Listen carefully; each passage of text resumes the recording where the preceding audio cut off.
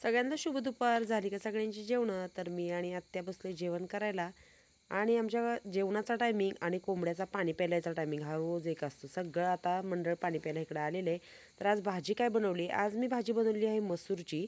मामा जेवले, हे जेवले, गणेशचा डबा दिला. आता आम्ही राहिले फक्त दोघीजणी. आणि मसूर मी काय भिजवली नव्हती. मी मसूर शिजवून त्याची भाजी बनवली आहे. त्याची रेसिपी तुम्हाला मी नक्की दाखवेल.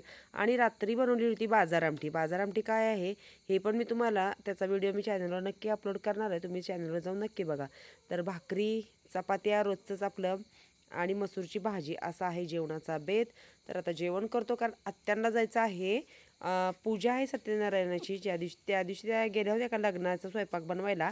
तर तिथे आज पूजा आहे. तिथे जायचं आत्यांना चपाती बनवायला. ससे भाऊंला द्यायची चपाती खायला. तो बसलाय तिकडे. तर मग कसा वाटला आमचा जेवणाचा बेत आणि स्पेशल बाजार आमटी ते सांगायला मात्र विसरू नका. आणि सगळ्यांनी आमच्याकडे छान असं रानात जेवण करायला नक्की या. भेटूया पुढच्या एका छान व्हिडिओमध्ये.